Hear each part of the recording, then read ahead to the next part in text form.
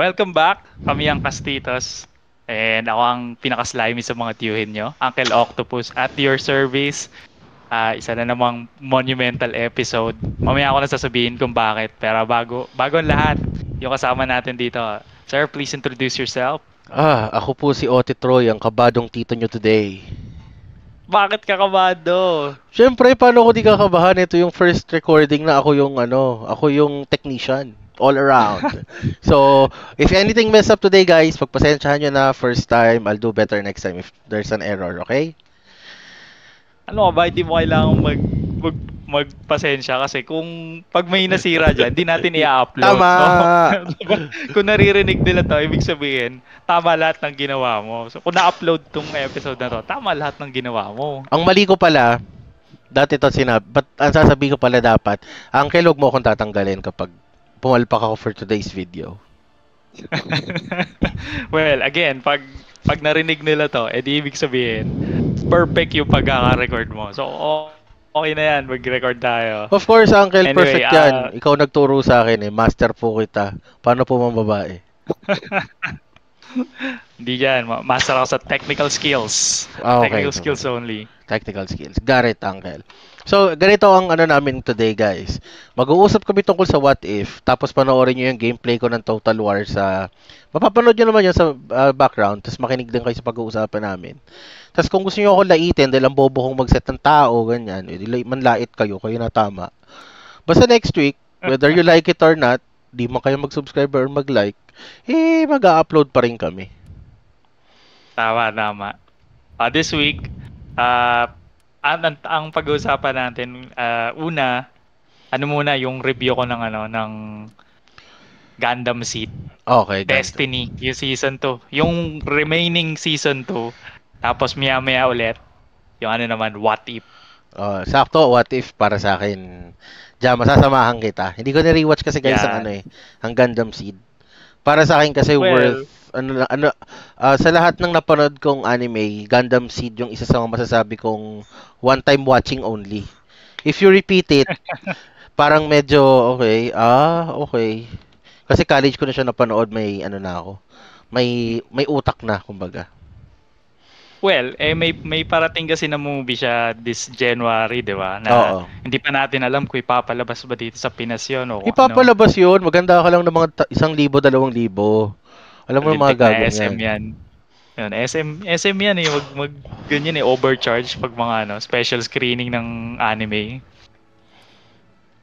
Oh. But anyway, I think it's worth rewatching bago dumating yung movie. Kung wala ka namang ibang papanoorin din or hindi ka din naman busy. Yeah. It's entertaining. I don't think nasayang yung oras ko. Pinanood ko siya and na-entertain ako. So narinig niyo yan, guys. Malinis si Uncle, hindi siya busy. Oh, wow. Okay. Siyempre, kung meron kang spare time, yun lang.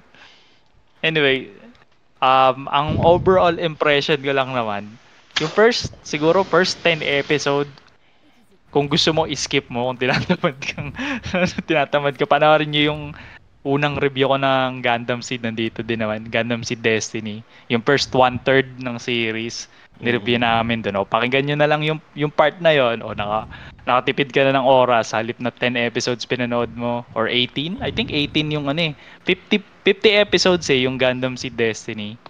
50? So, 50. 25. Hindi, yung buong Gundam Seed Destiny, 50 episodes. Yung nauna, yung Gundam Seed, 54.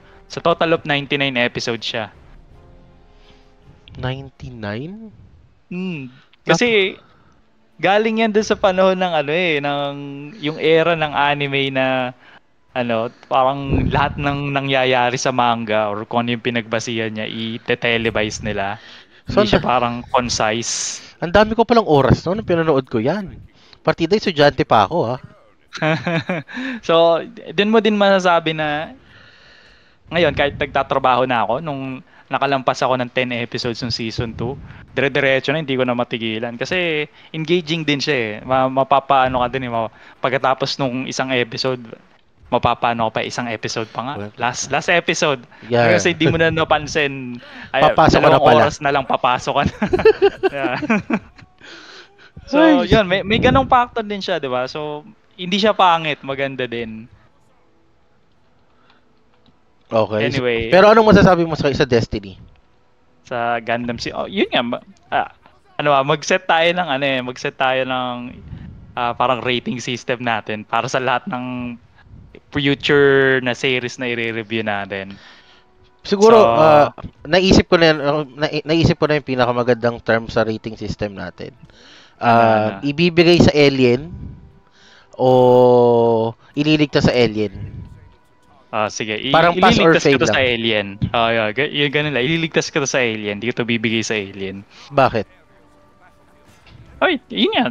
For most of the things na sinabi ko, hindi siya a waste of time eh. Kung, lalo na kung balak niyong panoorin yung movie na paparating, it's a good rewatch. Yung all 99 episodes. Or again, pakinggan niyo yung review namin para meron kayong refresher. Tapos skip na kayo dun sa I would say last 30 episodes ng Seed Destiny. Okay na kayo. Buhay na kayo dun. Pwede nyo na panoorin yung movie, I think. Totoo. Kasi para sa akin ang Gundam Seed Destiny, very tawag nito, kung i-concise mo siya, hindi siya abot talaga ng 50 episodes eh. Kasi wala masyadong memorable moments unlike dun sa ano. Parang ang pagkakaalala mo, 25 episodes lang yung Gundam Seed Destiny, di ba? Oo, yung the whole story is actually 25 episodes worth lang talaga. 25 episodes tapos yung may mga part pa na dull moments which is sige, pagbigyan na lang natin. Ay, pero ako kasi mahilig akong or right now mahilig akong intindihin yung mga karakter. Meron siyang galing kasi siya dun sa era na meron pang recap episode. Okay. Alam mo yung isang episode na re-reviewin nila yung nangyari sa first 10 episodes, gano'n. Minsan boring talaga, talagang gusto kong i-skip. Pero minsan may i-drop silang mga konting parang story beats during the recap episode. So, pinapanood ko na rin. Pero may isang recap episode doon na talagang naantig yung puso ko. Kasi merong Peking Lacos Klein, 'di ba? Si Mir Campbell, yung in-impersonate lang niya si Lacos Klein. And spoilers from this point on. So si Mir Campbell namatay siya. Tapos nung namatay na siya, syempre namatay siya susubukan silang iligtas nila Kira kasi umabot na sa point na hindi na kailangan ng impersonator ni Lacos Klein. So parang didispatchahin na siya ni Durandal. So tinry nilang iligtas, namatay pa din. Tapos nung namatay na, syempre kinuha nila. Nahanap nila yung diary. Tapos yun, recap episode ng kung bumabalik lang doon sa mga episode na nag-perform siya bilang Peking Lacos Klein, kung paano nagsimula na tatag dito, sinurgery siya, plastic surgery siya para maging mas kamukha niya si Lacos Klein. Tapos pinakita yung itsura niya bago siya naging Peking Lacos Klein. Ano siya, brunette siya na may freckles. Yan, diyan ka magaling. Ay, paano? Yan, diyan ka magaling. Dinidescribe na, gusto ba mag-edit ka, hanapin mo yung image ni Mir Campbell para ilalagay mo doon sa edit? O i-describe ko na lang? Describe mo na lang. Oh, okay. Yeah, so, brunette na may freckles. Pero, cute din siya. Tapos parang meron siyang mga sarili niyang aspirations. Ginawa lang talaga niya yung impersonation kasi napapaniwala siya na yun yung para sa ikabubuti ng bansa, ng plant. Yung parang space colony. Tapos namatay siya. Tapos parang nakakaantig yung part na yun na gusto lang din niya tumulong But in the end, namatay siya. Not really doing much. So, yun. Yung isang story beat, isang part nun. And maraming mga ganun Maraming mga... May isa pa. Okay lang, may isa pang character. Tawag dito, si Todoka, isa siyang yun yung isang tragic na character na yung presence niya is pwede mong i-skip yung mga parts na nandun siya Pero dahil nandun siya, parang naging tragic lalo si Shin. Kasi nung nagsimula yung parang pinakaunang appearance na si Captain Todoka sa Ongoro Island nung naglalaban para sakupin yung orb, yung bansa nila Kigali. Ngayon, nagpa-evacuate, dun namatay yung yun yung labanan ko sa namatay yung parents at saka kapatid niya ni Shin.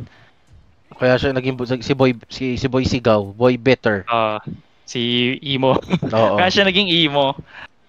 So, ang nag-evacuate sa kanya or nag-evacuate siya sa ship na kinakapten ang captain ng ship kung saan siya nag-evacuate, si Todoka. Tapos siya yung nagpakita siya ng compassion eh. Akala ko nang pinakita niya, inaabangan ko eh. Sabi niya, I'm glad na nakasurvive ka. Tapos lalaki ba si Todoka? Oo, lalaki si Todoka. So si Shin naman syempre parang parang emo boy. Parang nagla-lash out pa. Tapos sabi, ang response lang ni Todoka, I'm sure na masaya din yung pamilya mo na nag-survive ka. Ganun. So parang din nagsimula. Pero wala na silang interaction after that. Except sa bandang dulo. But anyway, the rest of the story ni Todoka, ship captain siya, na parang napilitan siyang atakihin yung Minerva kahit alam niyang hindi dapat.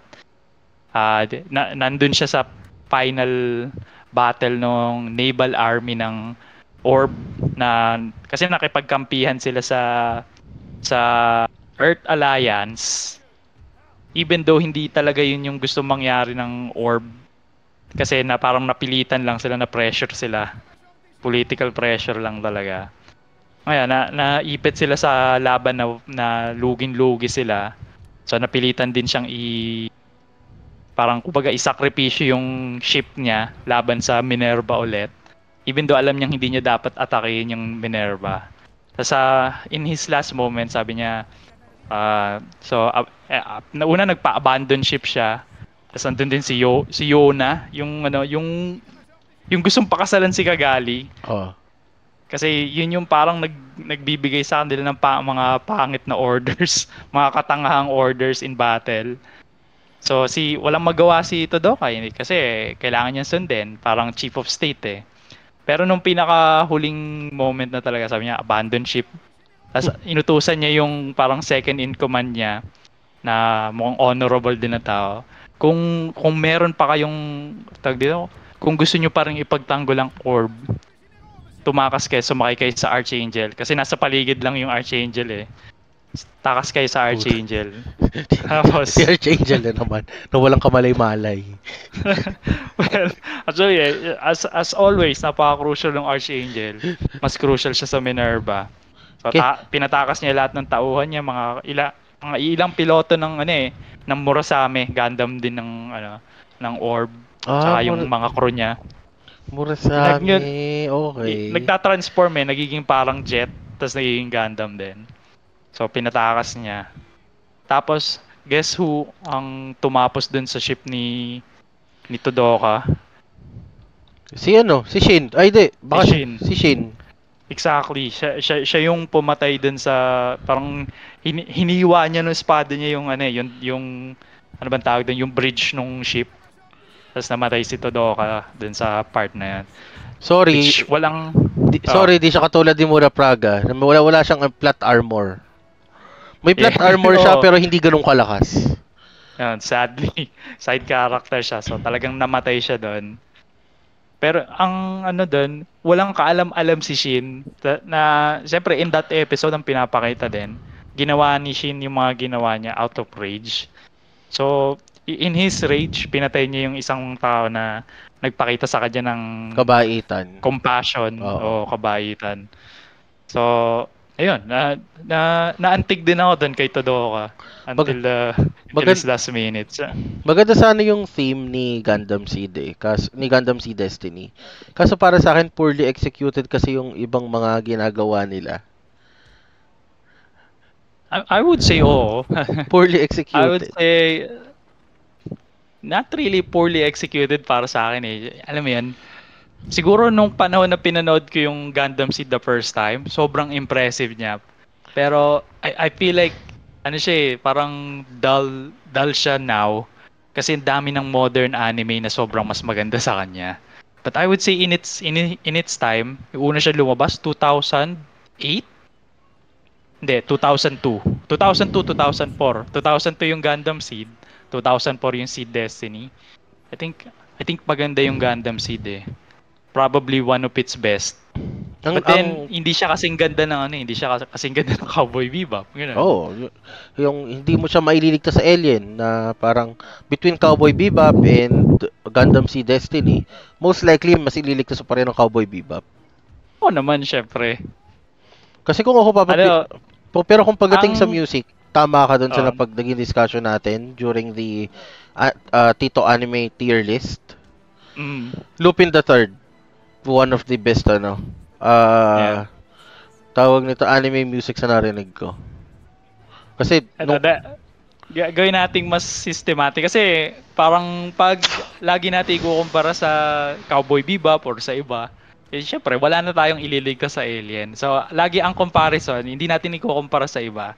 Parang ang mangyayari lang is andun siya sa table, so kailangan mo nang tumakas. Hihinto ka ba para bitbitin yung copy ng Gundam Seed o hindi? That's a hard question, Uncle. Yung Gundam Seed na original siguro possibly is. Yeah, ako both mag-aabala ako, mag-i-invest ako ng oras para iligtas 'yan. Lalo na kung wala namang ibang kailangan iligtas. I'll risk it. I'll risk saving a copy nun. Saving a copy nun o ililigtas mo yung computer mo bago tumakas? Kunwari, pinasok ka ng alien sa bahay mo, di ba? Tapos, sabi nila, pinapipili ka nila, sinong ililigtas mo? Yung computer mo o copy ng Gundam Seed? Yung computer ko, sadly.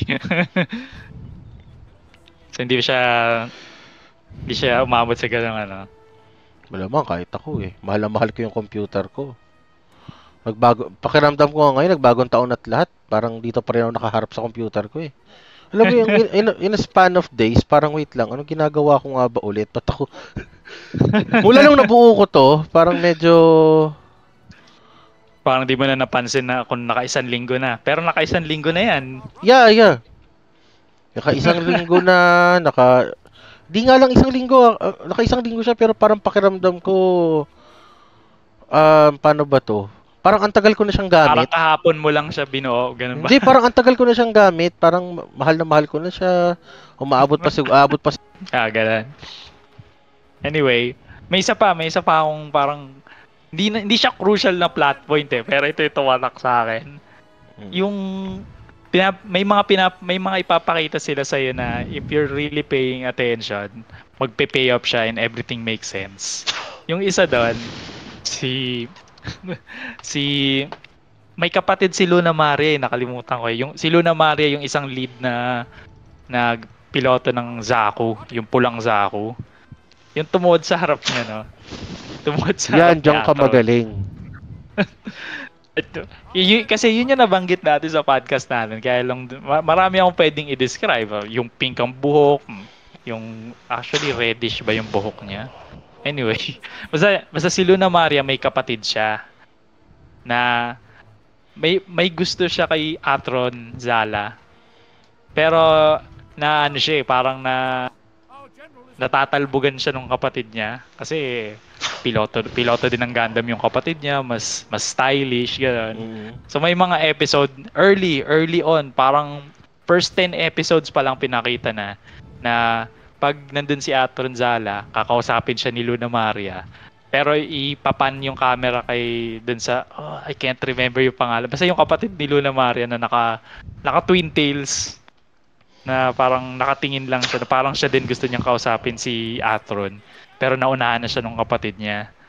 So, early on, parang ang isip ko doon, parang masyado nyo namang pinapakita na ang pogi-pogi ni Atron Zala. Okay na-gets ko na. Yun na nga yun patay na nga si Luna Maria. Obvious na nga yun Gusto nyo pati yung kapatid niya, patay na patay din sa kanya. So, syempre. So, Tas may mga episode pa na middle of the season papakita yung kapatid ni habang nagsha-shower si Luna Maria, yung kapatid niya na babae, nagsusukat ng damit, tas pinapakita na parang hindi kasya or masikip sa kanya yung palda. Tas parang naiinis siya. I think kasi may episode na magkakaroon sila ng day off, tas pupunta sila somewhere in the city para maglakwatsa lang ganun. So parang gusto niya magpaganda kasi kasama nila si Atron. So may mga ganong eksena. Pero you would think until parang episode 40 around the last episode, you think na parang walang kwenta lang yon, things na nangyari first 20 episode. Pero umabot kasi sa point na si Atron parang babaliktad na siya eh. Kasi una parang nandun siya sa side ni Durandal, pero nare-realize niya na teka lang, and obvious sa atin eh. Kasi ang plot lang naman ng Gundam Seed at Gundam Seed Destinies, nag-aaway yung dalawang faction. Si Kira nasa isa, si Atron nasa kabilang side. Oo. Pero pag nagsama na si Atron at si Kira, tapos na yung laban. Wala na silang magagawa. So, paparating na tayo dun sa climax na yon. Pero bago mangyari yon, parang nandun siya sa kampo ni Durandal, nakahalata si Durandal, so ipapapatay niya si Atron. So, guess what? Ang tumulong sa kanya yung kapatid ni Luna Maria, na even at the risk na may barilang naganap, tas parang out of nowhere, siyempre naghahanap ng tataguan si Atron kasi hinahabol siya, so napapasok siya doon sa kwarto ng kapatid ni Luna Maria. Yun ang maganda. Napasok sa kwarto, tapos I'm stuck. Naku, uncle, mga pinanonood mo talaga. Well, so kasi before that, ang parang depiction sa kanya is parang ano lang siya eh, in charge lang siya dun sa comms sa bridge, so parang hindi siya pang-action, hindi siya pang-combat.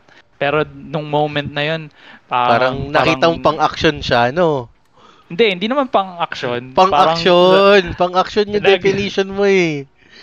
Hindi, ganito. Nag-take charge lang siya na, kunwari, nagsha-shower siya, tapos tinago niya si Atron sa loob ng shower. Lupit! Pang-action nagubad talaga siya. Base na base siya eh. Tapos ang ginawa, nagtanggal ng damit, binasa yung buhok. As in, fully animated tong eksenang to. Tanggal ng damit, binasa yung buhok niya, tapos sumagot siya dun sa pintuan. Para kunwari, kaya siya natagalan kasi galing siya sa shower. Kasi kinakatok siya ng parang security. So, nung nagpakita siya, sabi, parang wala po ako kasama dito and such. So, yung security naman, parang ano sila eh, na-awkward sila eh, kasi may babaeng nakahubad eh. Ay, sige na, hanapin na namin sa ibang kwarto. Tapos nung... How to be a security. Hindi, how to be Atron, di ba? Yung nakasad dating niya, nakasungkit siya ng chicks na magliligtas sa kanya sa panahon ng kagipitan niya. So, ayun, diba? So pagkatapos pa nun, syempre, alanganin na yung nag-offer pa siya.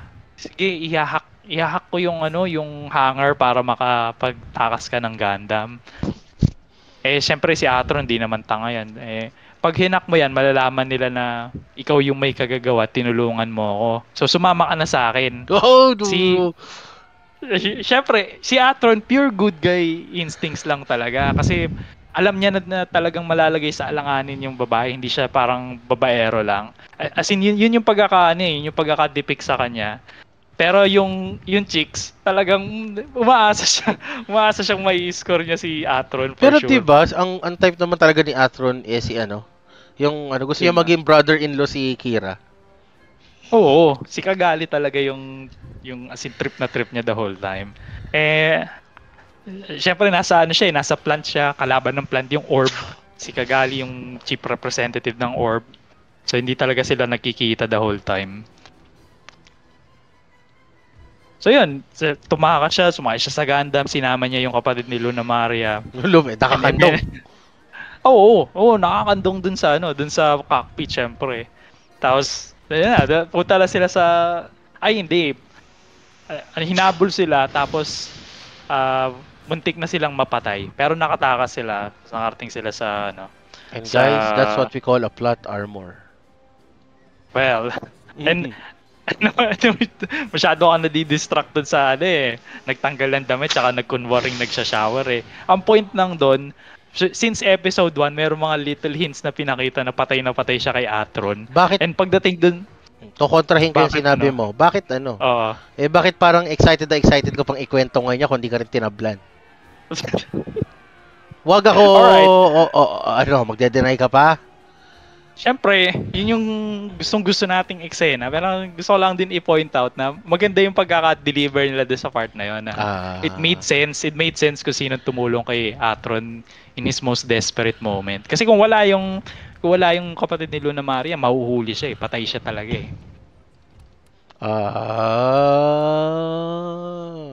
Okay, sabi mo uncle Panoorin mo kaya ulit. Naku, madidistract ako dyan. Totoo lang, medyo naiengganyo na nga akong panoorin ulit. Kaso, alam mo yun, siyempre, kakabulang ng PC, ang dami mong gustong larong subukan. Yan talaga. Parang, alam mo yung feeling na kahit na illegal, kahit na sabihin nating papirated ka ng game, willing mo nang gawin. Malaro mo lang yan. Oo. Pero kasi ako guys, mula nung sabihin natin katrabaho ko, tas alaman ko yung paghihirap ng mga devs, na parang minsan kulang-kulang yung sweldo, tas pag natapos yung isang project, tapos na din yung yung kontrata nila, parang suportahan ko na lang sila kaysa maging mandarambong ako. Exactly. Merong mga devs na, lalo na mga indie, ilalabas nila ng libre yung game nila, tas pwede kang mag-donate lang sa kanila. May mga ganun So either sobrang confident nila na maganda yung game ko. Pag nilabas ko to, merong mag-donate sa akin dahil nag-enjoy sila. Pero or gusto lang talaga nilang makapag-publish ng kahit anong game. Nakakaano kasi talaga yung syempre guys,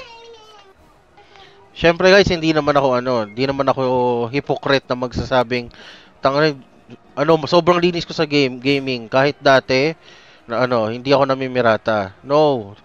Suki ako diyan sa may Kalamba, yung sa may tapat ng Walter Mart. Suki ako diyan noon. Tsaka kahit diyan sa may Walter Mart, diyan sa may saan pa ba yung isa? Sa may Festival Mall. Diyan suki din ako diyan.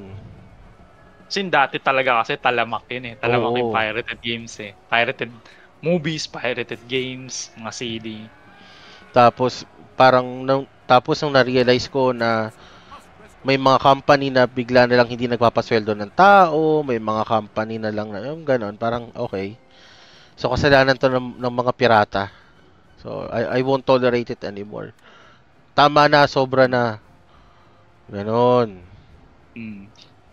Well, in a way, kasi yung piracy, merong streamer na nag-explain ng it's more of hindi yan sa economy problem na kung yung game mo masyadong mahal para dun sa extrang pera ng tao na willing silang ibayad sa isang game, talagang di nila bibilin yan. Pero magda-download yan sa pirata. So ang ginawa niya, if the game is worth it naman, 'di ba? For example, Red Dead Redemption 2, GTA 5, yung mga ganyang game. Para sa akin, yun nga yun yung pinapaliwanag niya yung price point ng game dapat worth it para dun sa game mismo, but also para dun sa bibili. So meron siyang pinakita na parang meron siyang game pero sa hindi madulas sa recording. Madudulas pa rin kami pag nagdota na kami mamaya. Okay, rin yun. Hindi pa kami natatalo sa buong career namin. So, wala pang talo. Panoorin nyo na malaman nyo. Yan, naka-upload na yan dyan. Road to Rank Gaming. Yan. At saka road to new number na din. Kailangan magpalit ang phone number sa Dota. Sa Steam. Pag nagpalit ka, uulit yung 100 hours mo. Seryoso ba yun? Hindi ko sigurado. Magpalit ka na kaya ngayon bago tayo umusad. Damn. Hindi ko alam kung uulitin yung 100 hours or i-require ka lang mag-authenticate pag magra-rank game ka na. Basta alam ko, it's one or the other. Baka lang naman. Baka tawag nito? Pag magra-rank game na? Oo. Well, baka kailangan lang i-recalibrate ulit. Well, Things like that. Abangan natin ang sunod na anyway, kabanata within the next few days. hindi naman siguro sasabalo mo pag nag 100 hours ka ulit. Kasi ganun din naman yun eh. Lalaro ka din eh. Sasama loob ko, Chong. Sasabalo Alam mo, mo. guys, alam nyo ba guys kung paano ako maglaro ng Dota ngayon? Pag bakante yung oras ko, every lunchtime ko sa office or what, tapos naka-work from home ako, maglalaro automatic isang game. Ganun ako ka-dedicated ngayon doon. Kasi gusto kong iangat yung dangal ko ng konti. Kasi si Uncle, medyo ang galing ni Uncle, ang galing ng bounty hunter niya eh. Kumbaga, hanggang ngayon guys, hinahanap ko pa rin yung hero for me. Pero based sa mga laro namin, okay na yung hero ko ngayon, Uncle, no? Oo, okay naman. Wala naman ako reklamo the whole time eh. Ikaw lang yung ano eh, hindi makontento eh. Which is good. Sabi ni Bob Ross, pag napoprostrate ka, mag-i-improve ka. Pag Sino hindi si ka Bob na Ross? napoprostrate, si Bob Ross yung nagpe-paint ng ano eh, ng mga scenic na Yan ba nature scenery. Yan ba yung may palabas sa TV, tapos nagpe-painting lang siya? Yung inispop niya no ni Deadpool dun sa parang isang ano niya, yung para sa Deadpool 2. Okay. Advertisement para sa Deadpool 2. Okay. Si Bob Ross. Kaya sabi ko parang familiar. Unironically, pag medyo pagod na ako sa buhay or pagod na ako mag-gaming, nanonood naman ako ng Bob Ross every now and then. Seryoso? Nakaka-relax ba talaga? Promise, nakaka-relax. Yan. Anyway, yun yung sabi ni Bob Ross eh. Pag napoprostrate ka, mag-i-improve ka pa. Pag hindi ka na napoprostrate, hanggang doon ka na lang. Bakit doon lang ako napoprostrate, Uncle, sa trabaho? Hindi. Parang yun yung di ba parang yan yung sinasabi ko sa mga ano eh, sa mga tao na nakakausap ko na hindi ko ituloy yung ganong linya, something like that. Ang sagot ko sa kanila, iba kasi passion ko eh. Yan ang passion mo, mag-call center, ganyan. Hindi, maglaro ng video game. Yung bang okay lang magtrabaho ng 8 hours, 11 hours a day. Pero basta, nagagawa ko pa rin yung things that I love. There you go. Diba? Yun naman yung purpose natin lahat eh. Kailangan at the end of the day, nagagawa natin yung mga mahal nating, mga gusto nating gawin sa buhay. Kasi without it, nawawalan tayo ng drive. Tapos aabot sa point na makukontento na lang tayo sa kung anong meron sa atin. Tapos magugulat ka, mamamatay ka na lang. Wala ka masyadong action sa buhay.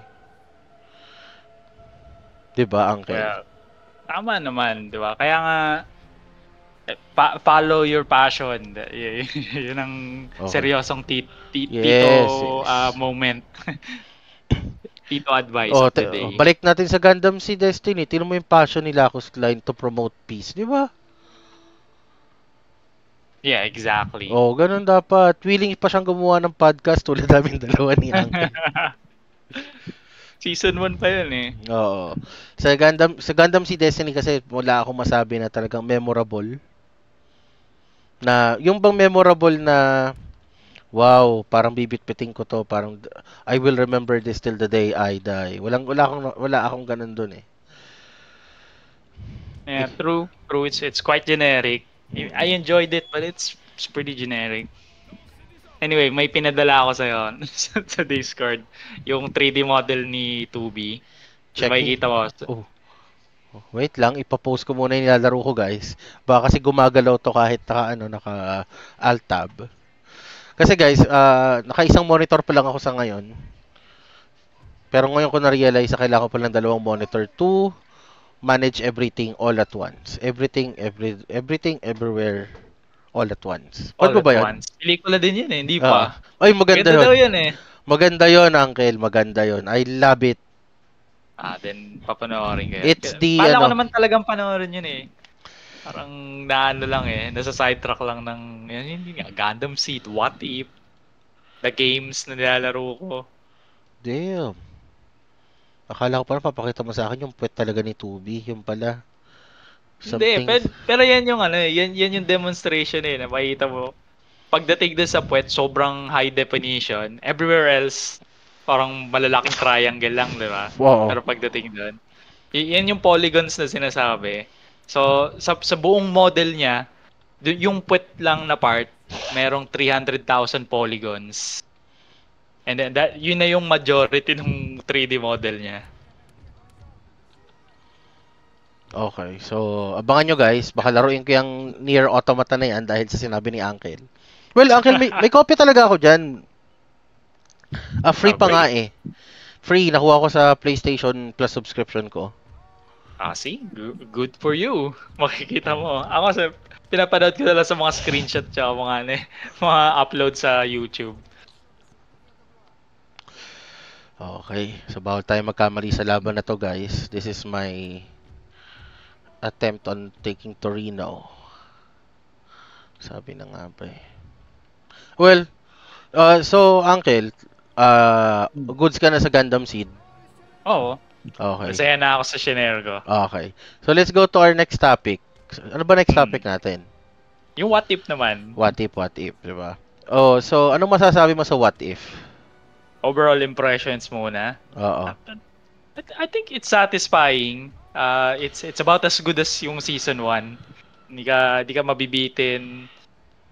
Meron kang ano eh. Kailan ka ba nabitin, Uncle? Knowing kompleto siya sa lahat ng hahanapin mo sa what if. Knowing you, Uncle, kailan ka ba nabitin? Anong pinapahiwatig mo? Parang may gusto ka ibang ipahiwatig na hindi ko nakikita. Wala. Kasi kilala kita eh. Ang gusto mo talaga mga palabas, yung medyo may sense, tsaka kahit papano, hindi ka nabibitin sa aksyonan, di ba?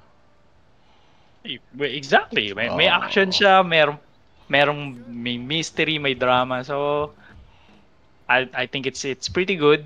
So, ano ba, ililigtas mo ba sa pagdating ng alien?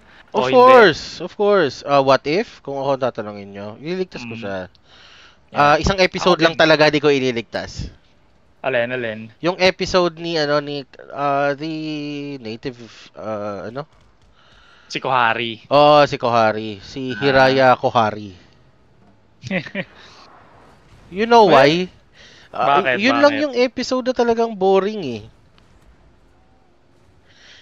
In a way, alam mo yun, wala kasi dun yung mga characters na recognizable sa atin. And ang point kasi ng what if is yung mga characters na kilala ko, what if iba yung nangyari? Like, what if hindi namatay si Loki, which is basically Loki season, yung Loki na na series, that's basically what it is. Tsaka din, Uncle, itong si Kahori is original character not from the comics. It was really created for what if. Well, ang returning element lang doon is yung Tesseract. Napunta siya somewhere sa Pilipinas. Sige. Dalhin mo rito yan. Pag napunta sa Pilipinas yung Tesseract, sino ba? Si Lapu-Lapu Super Soldier na makakarating sa modern era. Yung cavalry ko tinamaan ng canyon ko. Wait lang, Uncle Ayusin ko lang yung formation nila ng very very light. Solar programming. So, yun lang talaga yung yun lang yung medyo take ko sa what if. Parang wait lang, di ba pwedeng may isang tapon na episode? Oo, may isang tapon na episode. So, yun naman ang issue natin. Yun lang din. Ako, me personally, yung episode ni Kohari, okay lang sa akin yun. I didn't really hate it that much. But if you think about it, bakit hindi na lang what if someone else na kilala natin? Para mas mag-e-enjoy tayo. Totoo. Tapos, siya yung nasa last episode, sa halip na si Kohari.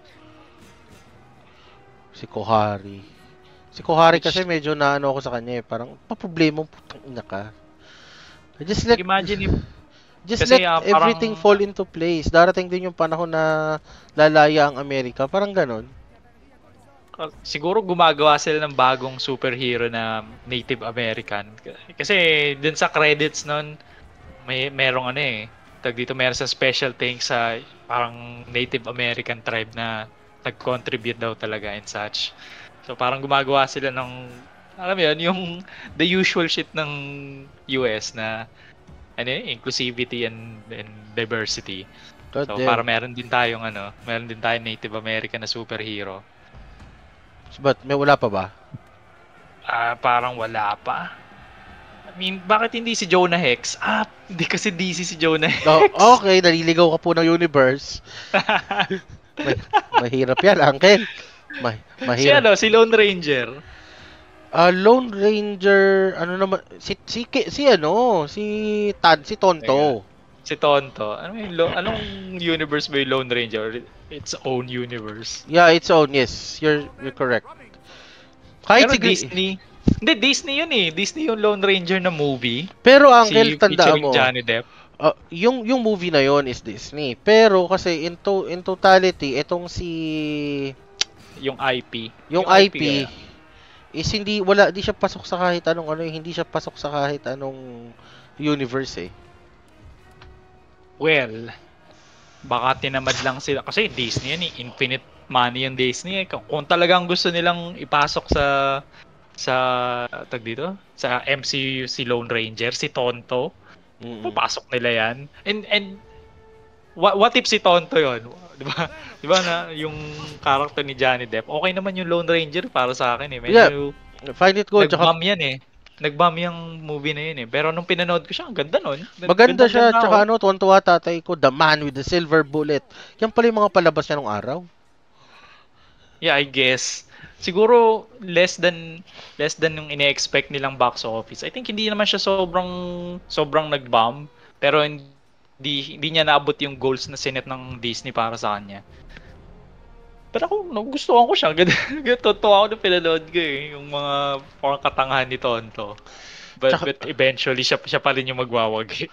Pero may isa pa, si The Lone Ranger. Tsaka yung tugtog niyan pag nangangabayo. Oo. Dyan talaga. Tapos, may isa pa, si Green Hornet. Ay, hindi. Kasi nabanggit ko si Tonto kasi Native American siya. So, kung naghanap sila ng Native American na iwawati, maganda sana si Tonto. But I guess... Yeah. Tsaka magaling eh. Di ka ganun ka-exclusive eh.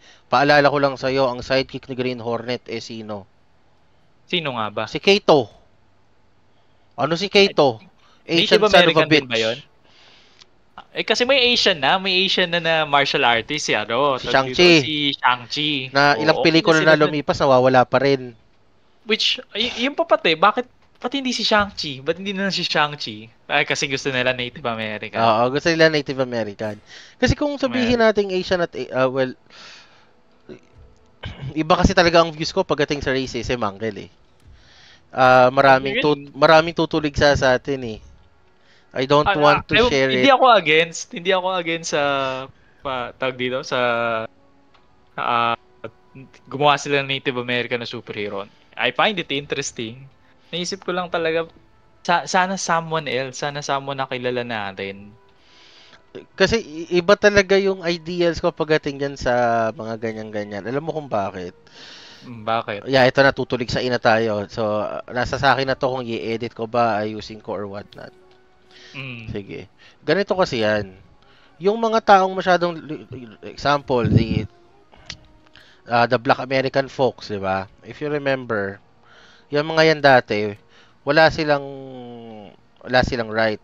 Ngayong nabigyan sila ng right, kung titingnan mo, based sa experience nating dalawa, nakakakita tayo ng mga entitled na Black American folks. Na para sa akin, what the fuck? Bakit kayo magganong ka-entitled? Kasi sasabihin nyo, wala kayong hindi nyo natatanggap yung rights nyo before. I don't care. Huwag kayong entitled. I think lahat naman sila. Kesyo puti o negro, entitled natin eh. Basta feeling nila nalugi sila. So, sa akin pareho lang sila. Okay sana kung nalugi sila eh. Kaso may mga time na di naman sila lugi. Hindi naman sila nalugi. Gusto nila panalo pa din sila. Nanalo na sila. Gusto nila panalo pa lalo. Oo. Yeah. 'Di ba tayo nga nilulunok natin kapag natatalo tayo sa sa pag nagkakasino tayo, 'di ba? Pag nagdodota tayo. Ay, hindi pala tayo natatalo. Kaya nga hindi ko na binanggit eh.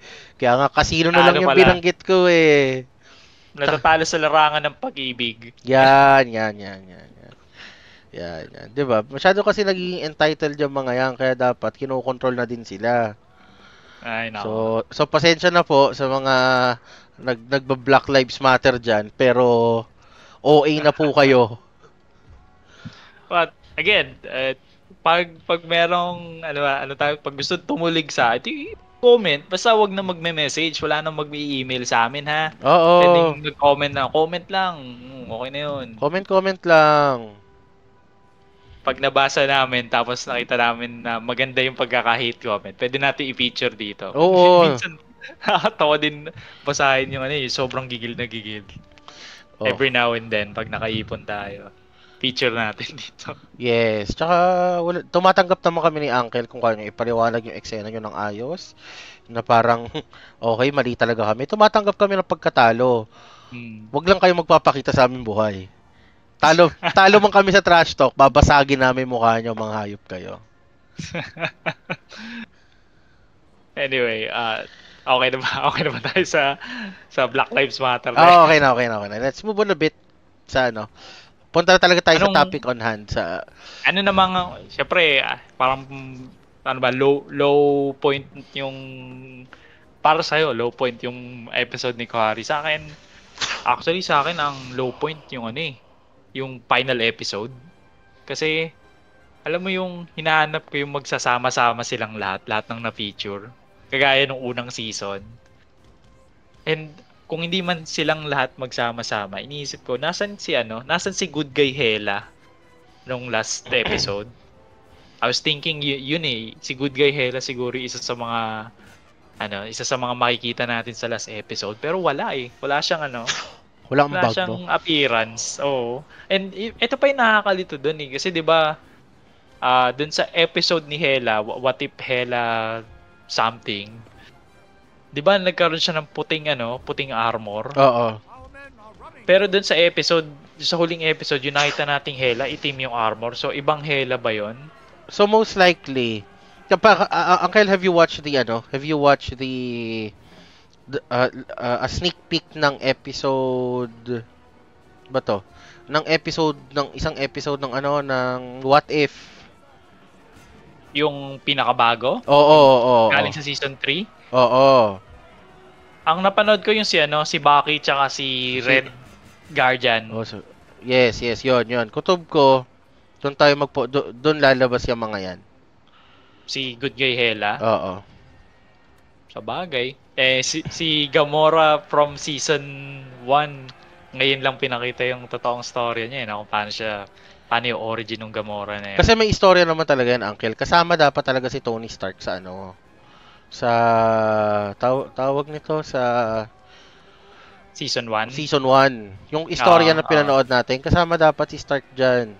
The problem is, parang, hindi kinaya isama. Which, sa akin okay lang, kasi kung napanood mo yung bago episode, parang, yun yung pinaka-technical na episode, kasi may race, nasa car sila na maraming kotse. So, piling ko yun yung pinaka-mahirap i-animate, kaya hindi nagawa nung season 1. Tsaka paano ba? Medyo nagnabitin sila dun sa oras sa paggawa ng season 1 kaya hindi yan naisama. Pero all in all, para sa akin, ililigtas ko sa Alien yan. Yung season 2? Oo. Both. Ako din. Kasi ako din, both. Kasi it welcomed new possibility sa ating watchers Literal sa ating mga watchers. Tayo yung watchers dun 'Di ba? Tayo yung tayo yung nakaabang or tayo yung nanonood ng happenings sa multiverse. So it added certain perspective na okay. So kaya naman pala talaga nila. Kulang lang sa Kulang lang.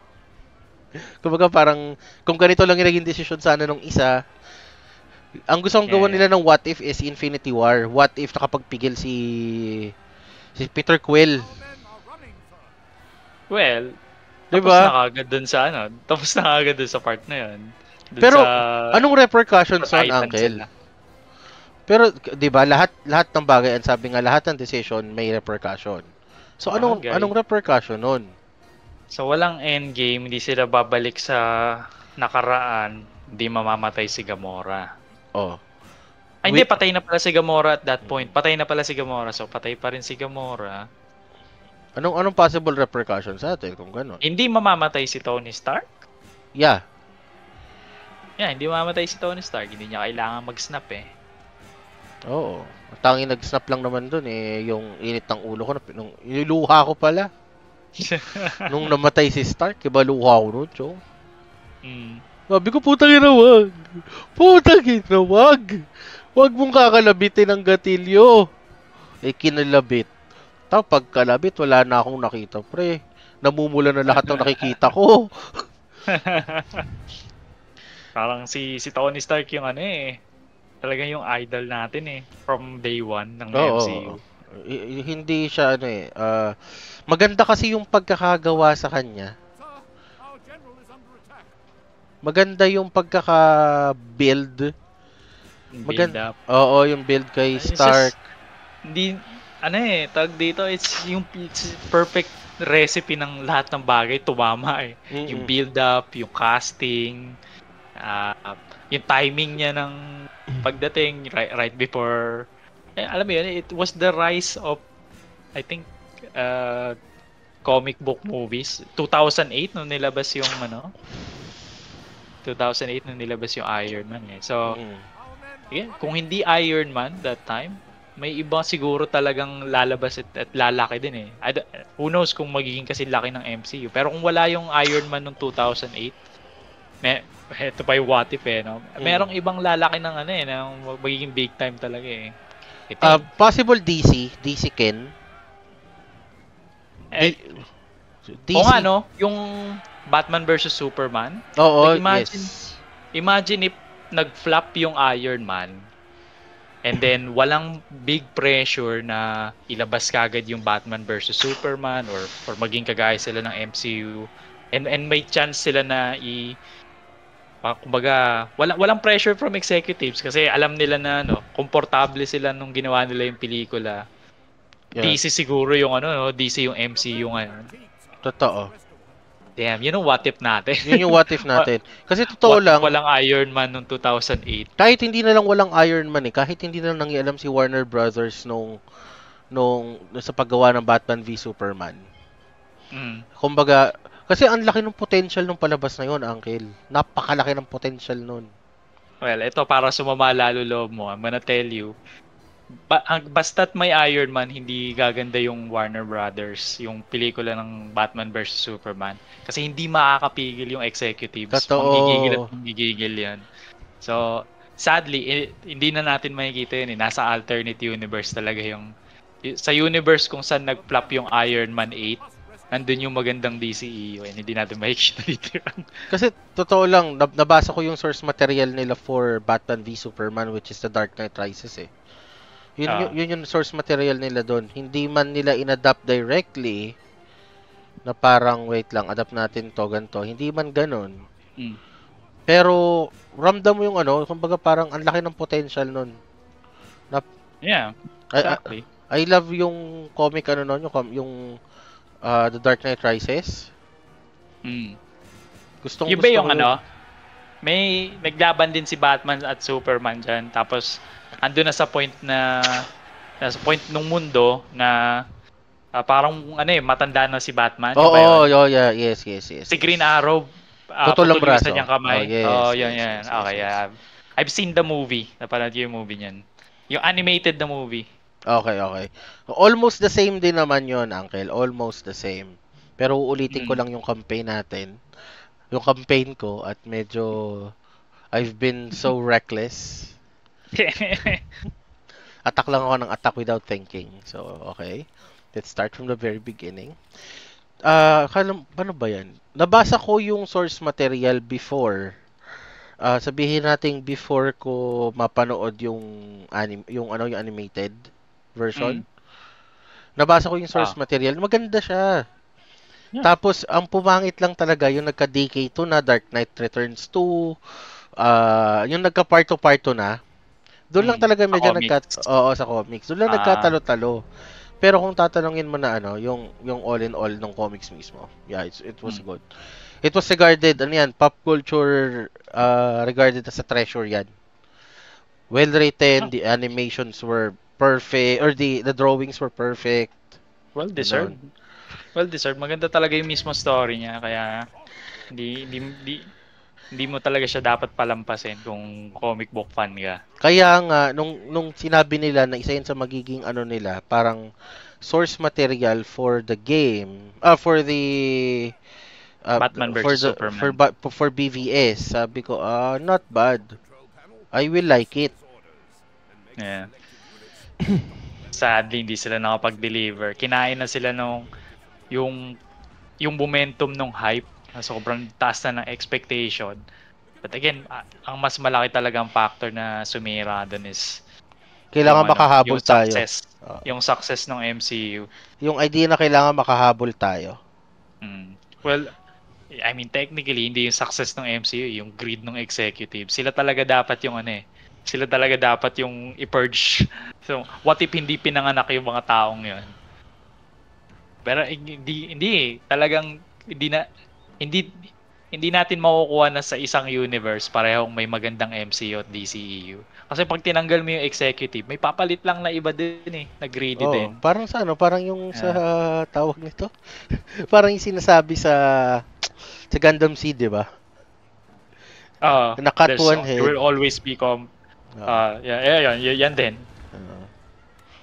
Parang putulin mo yung ulo ng isa, at the end of the day, may babangon at babangon na isa pa dyan.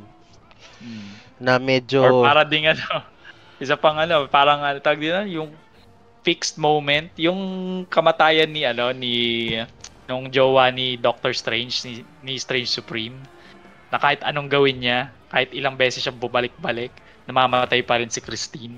oo. Yan. Yun din yun, yung ano, greed of executives. Ganun din yun dito.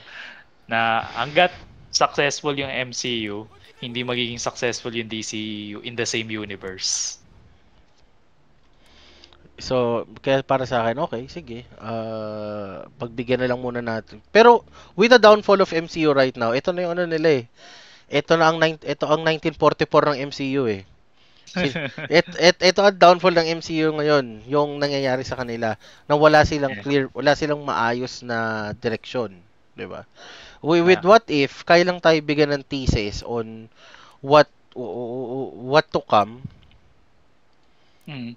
or ano pa yung mga pwedeng what is in store for us. Pero kung sasabihin mo na ano, na parang okay, maganda siya, kaya niyang buhayin yung MCU, hindi. Mahihirapan. Yeah. Parang hindi nila basta-basta magagawa yung ano, yung idea na buhayin ulit ang MCU ng ganun-ganun lang sa panahon ngayon. Uh, I'm ako I want a good DCU din para alam mo yun, para May maging variety playmat tayo tayo, sa 'di ano. ba? Tsaka sino bang ayaw makakita ng Batman sa sinehan or Superman or yung sila Green Lantern, 'di ba? Yung pag nagbasa ka ng Superman comics na kahit yung medyo luma, kahit yung mukha siya nakabrief sa labas ng ano niya, pero na-uplift ka. Mm. Gusto ko ding maramdaman yan sa sinihan naman eh. Yung salitang, Pero, yung word na hope, 'di ba yung ibig mm, sabihin ng letter S sa dibdib niya? Hope. Wala nang ganun sa tindahan ngayon, dati madami, 'di ba? yeah. Dati pabili nga po isang stick ng hope. Wala nang ganun Yeah, ngayon sa exactly. sinehan eh. Sa tawag nito sa tindahan eh. Pero yun naman talaga yung isinasabuhay ni Superman. It's all about hope. Ang problema lang, hindi lang talaga na-embody sa mga inilalabas silang ano. Yeah. Na-embody. Wala eh. Ewan ko kung anong gusto nilang mangyari. Kasi para they just want money, money, money. Yeah. Well, sana. Ngayon, ewan ko lang, ano bang Yung ano kasi, yung Aquaman, nag-flop na naman. Kasi yun naman, part pa rin siya ng original na DCEU eh. Na Hindi naman, DC, hindi hindi, pa siya talagang reboot na reboot eh, no? oo. Kaya Eh, ganyan na nangyari dyan. Pero kung sabihin nating, well, abangan natin ang milagro ni James Gunn. exactly. Yung Superman movie ni James Gunn. Oo, 'di ba? Actually, very promising. Yung Peacemaker, napanood ko na yung few episodes eh, but ewan ko, na-distract yata ako sa games ko eh. So, pero yung first 3 episodes ng Peacemaker, maganda. Yung Suicide Squad, maganda. I'm just waiting na makapaglabas talaga siya ng movie na ano eh, na talagang James Gunn talaga yung ano. Yung ramdam natin yung idea ni James Gunn. Mm. So, kasi tingnan mo yung ginawa niya sa Guardians of the Galaxy. Oh, Um, that's the only successful movie ng MCU in 2023. Tsaka kahit hindi na natin tingnan si most successful movie, tingnan na lang natin yung original na Guardians na part 1. 'Di ba? Yun yung Yung trilogy niya. yung part 1 niya. Oo, nag-establish tayo ng characters, pero isa yan sa mga pelikula na nasabi ko na nag-establish pa lang tayo ng character pero gusto ko na kagad yung character sa pinoportray nila. Yeah. Yeah. Parang Suicide Squad. Yung bago? Yung The Suicide Squad niya. Oo, may da yung may James da. Gunn.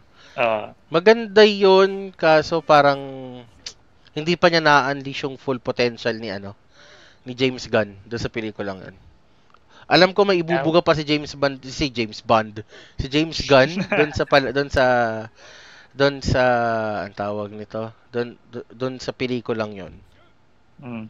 Pero Yeah. hindi pa niya na-unleash yung full potential niya doon. Ano pa lang siya doon. Ginamitan pa lang niya yun ng 50% ng kanyang tunay na lakas. Talagang napapabang ako. Alam mo yung yung Blue Beetle na pelikula. Pinanood mo na ba? Pinanood ko yung parang 3/4 habang nagtatrabaho ako na wala masyadong kasi holiday. Wala masyadong pasok ng trabaho. Is that recently?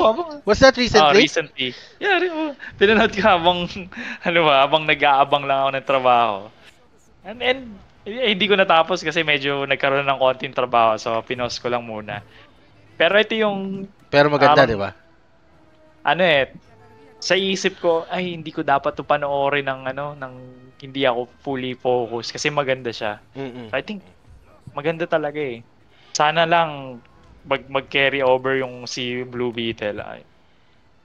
Si Blue Beetle. Yeah, para sa akin si Blue Beetle is good. Naumpisahan ko siya. At saka siya, ilalabas yung hindi original yung first Blue Beetle doon ilalabas. Yung mga costume niya ay parang tela pa din. Oo. Yeah. Yung tatay nung si Ford ba yun? Basta well, sige. So, sa what if may marami silang binring up na istorya na natuwa ako? Marami din silang istorya na binring up na, uy, pwede pala yon. Yeah. Actually, ngayon na parang inaalala ko yung mga episode. Actually, pinaka low point sa akin pala is yung episode 1. What if si Nebula ay naging yun? Ay, Uncle. Yan para sa akin yan ang pinaka paano ba hindi pinaka maganda eh. Yan yung pinaka experimental sa lahat ng episode sila. Alam mo kung ba? Visually? Visually yes. Tsaka yung theme niya, para kang nanonood ng Blade Runner. So parang Noir Detective? Oo, ganun. Tapos alam mo yun, parang wait lang. Yung una nga, nung pinanonood ko siya, hindi siya fail para sa akin.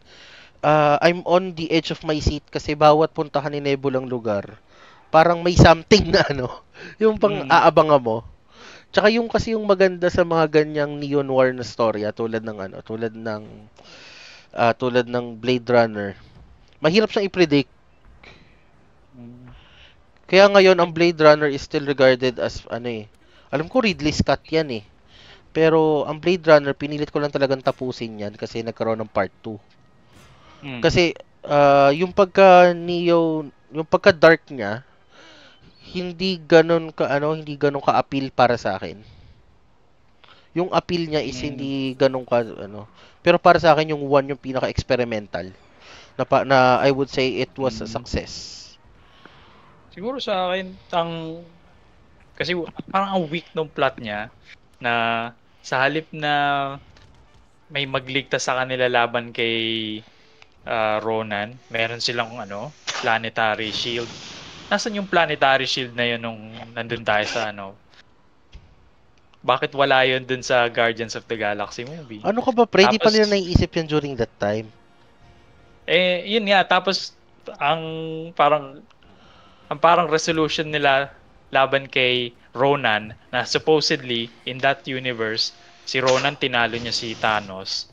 Is iipitin dun sa shield, bubukas na si iipitin. Parang napaka-stupid, di ba? Pero remove the stupidity, check mo yung mga yung itinatakbo ng istorya.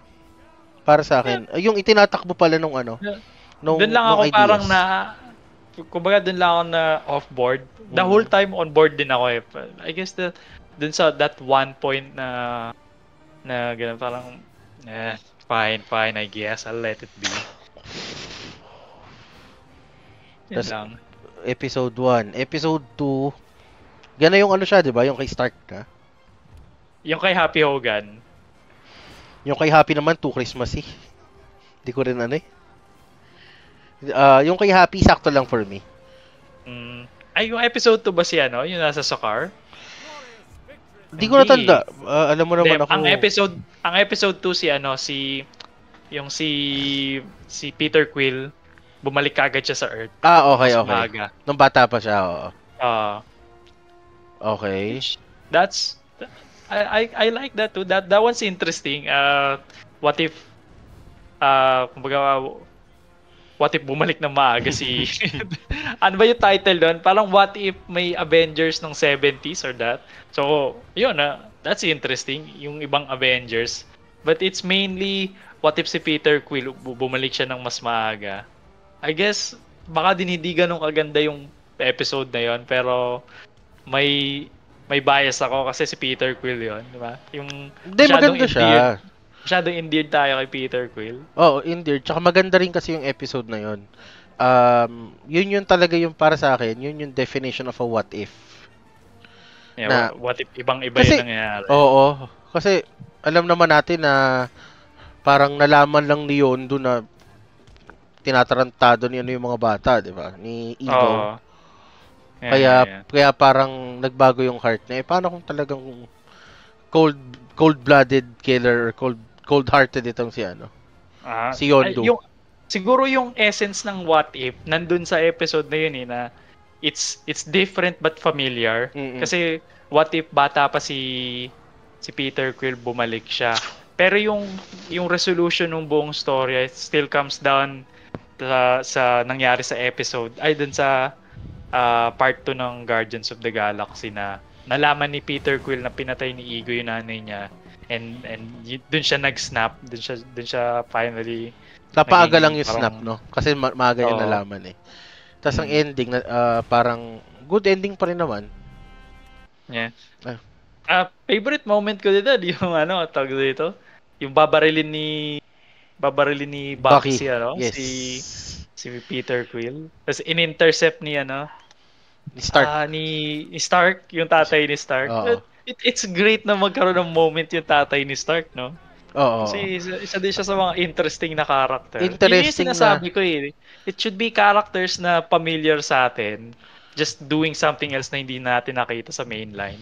Interesting at the same time, parang na din, paano ko masasabi to?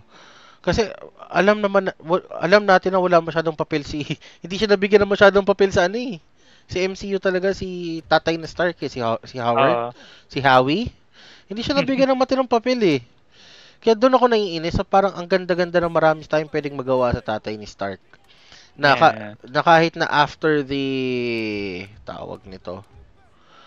After ng Endgame. After ng, let's say, flashbacks. Hirap pala maglaro ito habang nawawala ako. yung mga flashbacks na dapat nandun pa si Howard o kaya dapat sana binigyan nila ng papel. Kasi kung hindi Yeah. man ma-resolve ni Howard yung eksena doon, at least, di ba, may something pa rin siya nagawa at the end of the day. Yeah. Kasi alam Ay, natin na talented kung din si napanood mo Howard yung kung napanood mo yung Peggy Carter na series, doon medyo may screen time si Howard din. At parang nakakatuwa panoorin yung mga pinagagawa ni Howard doon. Hindi ko na lang matandaan exactly eh. Pero may screen time si Howard sa Peggy Carter series. Pero hindi rin naman kasi ganun ka na-explore yung Peggy Carter na series eh. Yeah. Parang, Baga, kung papanahon titingnan mo nga, parang naging non-canon na lang eh. Bakit? Hindi na nga siya masyadong nababanggit. Tapos parang ano pa, 'di ba? Parang okay, nagka-series si Peggy for the sake of wala ano halos lang. siyang wala siya halos bearing sa MCU. Kahit nung kahit yung face na nandun siya wala siya masyadong bearing. So, parang nagka-bearing lang siya sa dun sa part 1 ng Captain America. After noon, wala na. Okay, let's stop this shit. Hindi. Yeah. So, overall, I guess nabigay na natin yung overall eh. Ililigtas natin siya pag dumating yung Ililigtas natin at the same time, it's still something worthwhile to watch. Yun naman ang purpose natin eh. As long as it is worthwhile to watch, wala tayong problema.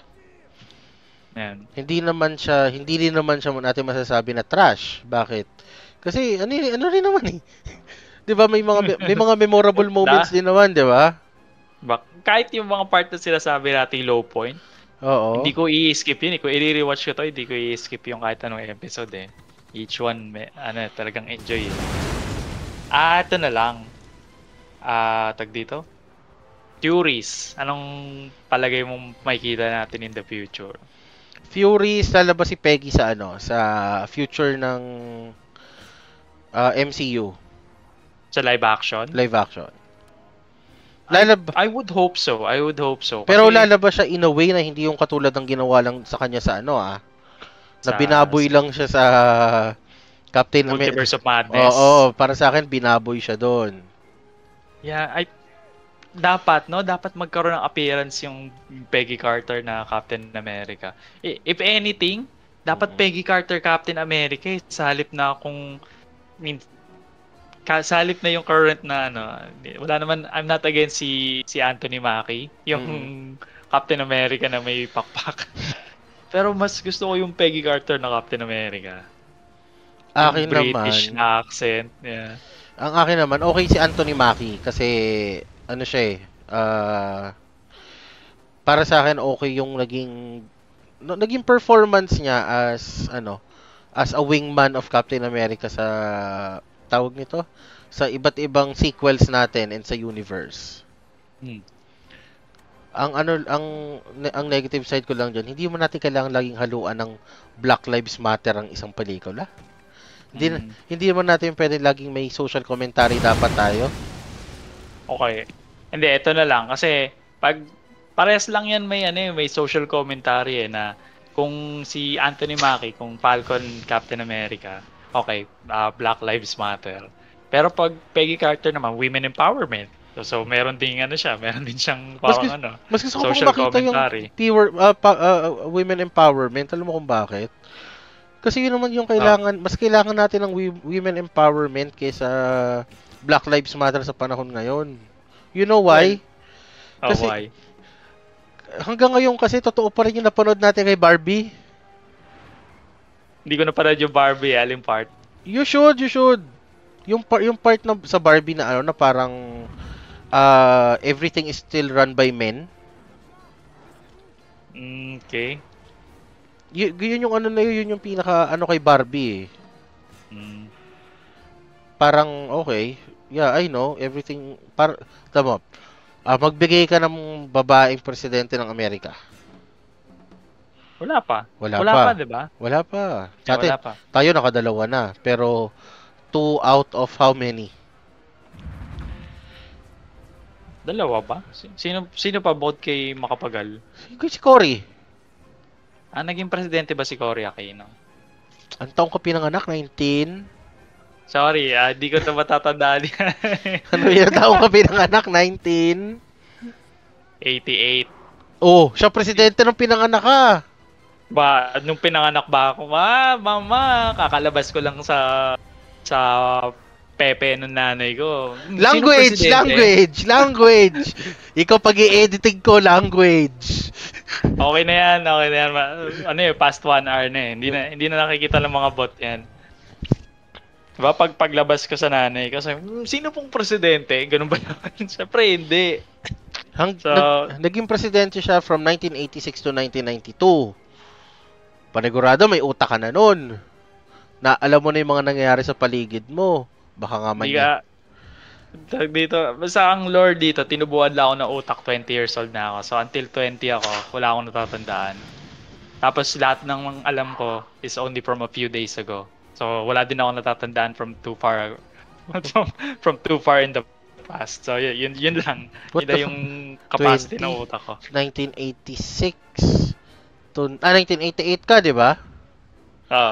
Akala ko 2008. So, anything past 2008, yun lang yung natatandaan ko. But not even clearly. Blurry sa isip ko yung mga nangyari. Okay, sige. 2008, wala tayo choice dyan. 2008, so hindi mo napanood sa TV yung yung madugong EDSA 3. Hindi mo napanood sa TV yun. Ano ko yan? Tangina, Kailan ba yan? Ano ba yan? Yung kay Erap. Si Erap, kay Erap, hindi kay Erap, kay Gloria. Sumugod sila, naging madugo yun. Iba pa yan sa Oakwood Mutiny, di ba? Oo, iba pa yan sa Oakwood. Iba pa yan. Iba pa nga pala yun. Kasi yung EDSA 2 na sinasabi na, yun yung silang i-impeach si Erap. Oo, si Sherap. Erosita Estrada. Oo. So, madugo yan. Tapos, may mga... na-impeach nila, pinalit nila si Gloria. Si Gloria naman ang Well, ganyan kagulo ang politika sa Pilipinas, guys. So, it's either you work hard para kayo umasa sa gobyerno o sasama kayo sa magtitiis kayo sa initan, makikigulo kayo sa sa rally. May chance pang masaktan kayo, 'di ba? Ay, oo, naalala ko yung meron yung mga tao tinataob yung yung ban ng kung hindi Channel 7, Channel 2. Ano yan, Uncle? Memorable sa akin yung araw na yan. Birthday ko, parang kakatapos ng birthday ko yan mamamasyal kami ng magulang ko. Puta, nagkakagulo ng ganyan. Masaya din naman. Masaya. Diba, parang, what a thing. And ba't yung tinataob yung ban ng media hindi naman yun yung supposedly kinakalaban. No? If anything, kinakampihan nga kayo nun. Totoo. Pwede, I guess. Anyway. Which, eventually, wala din naman nangyari. Ganun din naman. Kaya ngayon, siguro pag hindi nila gusto ginagawa ng presidente, alam nila na magra-rally ba tayo? Anong mangyayari pag magra-rally tayo? Kaya wala nang ganun kalaking rally ngayon eh. Ngayon namimiss ko eh. Nakakamiss din yung mga tipo magra-rally, tapos magta-traffic, tapos idadahilan mo, naipit po ako ng rally, ganyan. Pero ang ongoing ngayon is, alam ko ongoing yung strike ng mga ngayon jeepney. Kasi mag-hashtag na lang eh. Ngayon, hindi ngayon. Pero nag-strike sila recently and several months ago. Alam ko may ongoing rally ngayon, Uncle, sa hindi ko alam po saan. Ngayon? Ngayon mismo? Oo, may January 2? Ilang araw na silang nagra-rally, pre, ilang araw na. Parang wala. Kung strike yan, may nasakyan akong jeep kahapon. Ba't pumunta ka sa pang-ilan mong asawa? Namili ako ng paputok. Pagkain ng mga pusa. Nagpaputok ka na naman. Sa pang-ilang asawa? Wala, isa lang. Isa the lang. Whole time. Yan ang gusto ko sa'yo, di ka talaga mahuli-huli. Di tulad ng tropa nating isa, nahuhuli. Huling-huli. Walang kawala. Madulas ka na naman, mag-e-edit ka na naman. Ito na nga hindi na nga nagsasalita May mga bagay naman na nahimik na nga Kayo naman Well, Oh. so kailangan ko pakinggan to ng buo. So guys, kinakarir na talaga namin to. So baka naman, ialis nyo na kami sa corporate. Oo nga. Like the video, mga 1,000 video kami. Ano nga magagawin natin? 1,000 Mag-upload tayo ng bagong episode. Pare 1,000 likes, so 1,000 video. Parang 1,000 likes pala. Oo, 1,000 likes sa isang video, mag-upload kami bago. Pag hindi, edi mag-upload pa rin kami para maka 1,000. Pag hindi, mag-upload pa rin. So, i-like nyo o hindi, may bago episode eh. So, i-like nyo na lang. Tama. Huwag na natin pahirapan pa mga sarili natin dito. Umaamin naman kami, mukha kaming pera, di ba? Di naman kami ano eh. Yan. Mag-setup na nga din tayo ng yung para donation sa something natin. GoFundMe, ganun. Kung meron kayong, yun. Kung meron kayong pera na hindi nyo alam kung saan nyo itatapon, tapon nyo sa amin. Nyo sa amin yan. Bigay nyo sa amin yan. Kung hindi kayo nagugutom at wala kayong mapagastosan, kami bahala dyan. Throw it our way para kami nilang ang makinabang. Yan. Hindi, if anything, kayo at yung mga kasamahan nyo din yung makikinabang kasi gagawa kami ng mas maraming video. Oo. Gagawa kami ng mas magandang content. So, at least, di ba? Hindi nyo alam gagawin sa pera nyo. Bigay nyo sa amin. So guys, ganito pala magiging sistema. So, kita nyo naman, nakailang ulit ako ng campaign. Pagpasensyahan nyo na, pero di ko i-edit talaga yan. Bakit ko hindi i-edit? Bakit hindi ko aalisin yung pag-ulit ko? Kasi, medyo mabigat sa dibdib ko na nalimutan ko yung mechanics ng game. Nalimutan ko yung pinaka-strategy kung paano ipoporma yung mga tao. So, ipapahiya ko yung sarili ko this time. Hindi ako tulad ni Uncle na laging may na laging may backup. Yung backup. Yung backup na yung backup na load autosave. Wala akong ganun. StarCraft? Oo. Pag naglaro ako nito, kung paano ko kumilos, kung paano ko tatalunin yung kalabang ko, naka-straightforward ako, hindi ako nag-autosave. Nag-save manually lang ako pag matutulog na ako. Pero at dahil wala tayong pasok mamaya, hindi mag-a-addict tayo sa larong ito. Sumama yung isang general, balik, kailangan kita ron. Okay. So, Uncle, let's call this a day.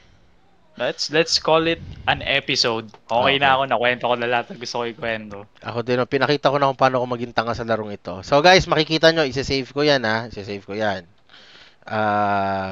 Papangalanan natin tong Stupid Gameplay. Stupid Gameplay. Magkakaroon to ng continuation this coming Thursday, Uncle, no? Yung schedule natin, no? Ikaw, bahala. Oo. Hindi, itong Thursday. Tama. Ay, mali. Next week Thursday yung part 2 nitong Stupid Gameplay. Next week kwentuhan lang talaga kami ni Uncle. I won't play anymore. My brain is killing me. Well, paano? Hanggang next week ulit. Next week guys, abangan yung part 2 ng Stupid Gameplay Thursday next week. Alright, bye-bye. Tututut. Oh yeah. Okay. Ikaw na magsasabi sa akin kung tapos yung recording. Ay, bobo, nag-iintay ako, Chong. Stupid. Na-stop mo. Gag. Wait lang.